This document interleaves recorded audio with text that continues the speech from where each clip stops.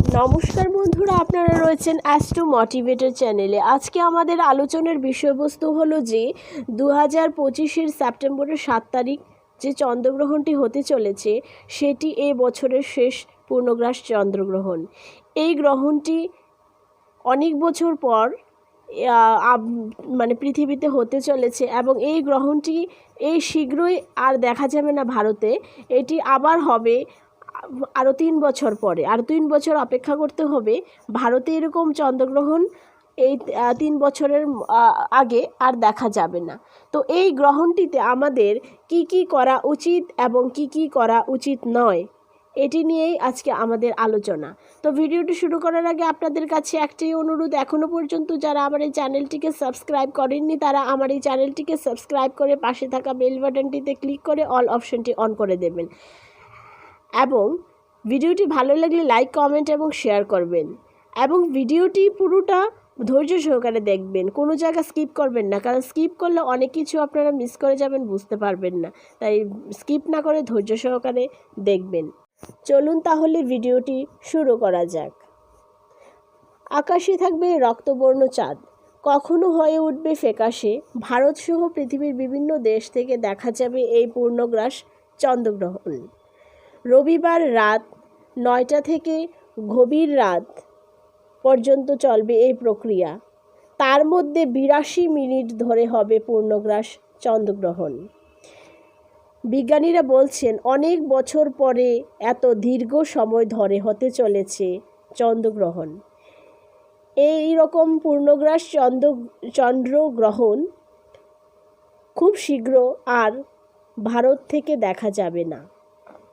তার জন্য অপেক্ষা করতে হবে আরও 3 বছর। চাঁদের নিজস্ব আলো নেই, তার উপর সূর্যের আলো পড়ে, তারপরেই তাকে দেখা যায়। পৃথিবী চাঁদ এবং সূর্যের মাঝে চলে এলে সূর্যের আলো আর চাঁদে পড়ে না, বদলে পৃথিবীর ছায়া পড়ে চাঁদের উপরে। তখনই হয় চন্দ্রগ্রহণ। পূর্ণগ্রাস চন্দ্রগ্রহণের সময় চাঁদের রং হয় লাল, সে কারণে তাকে রক্তচাঁদ বা ব্লাড মুন বলা হয়ে থাকে।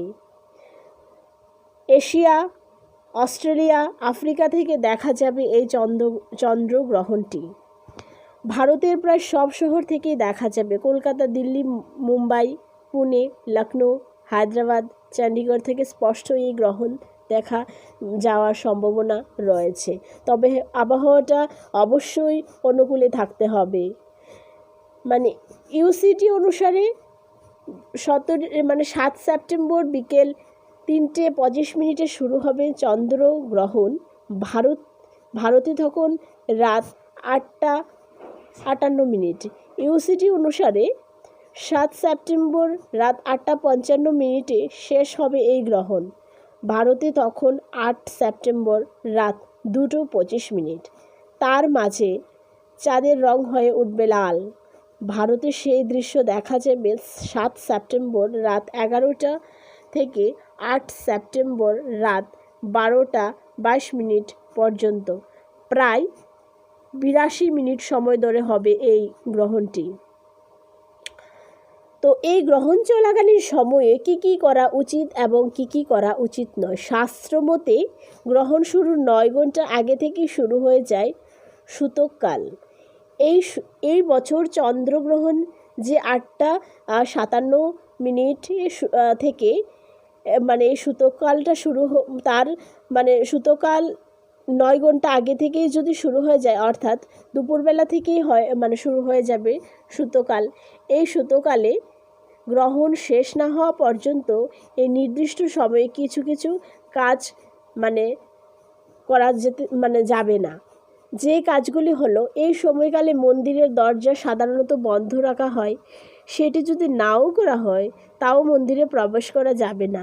এই সময় পুজো দেওয়া ঠিক নয়, উচিত নয় পুজো পাঠ করা। গ্রহণের সময় ঠাকুরের আসনের শুদ্ধিকরণ করে পুজো করা উচিত। গ্রহণের পরের দিন সেটা করা উচিত। সূতকালে রান্না করা থেকে বিরত থাকতে পারলে খুব ভালো হয়। রান্না করাটা ঠিক নয়। এই কাল শুরু হওয়ার আগে সমস্ত রান্না সেরে ফেলতে হবে। এই সময় সমস্ত খাবার ও পানীয়তে তুলসী পাতা দিয়ে রাখলে খুব ভালো হয়। গ্রহণের পর সেই পাতা তুলে ফেলে দিতে হবে।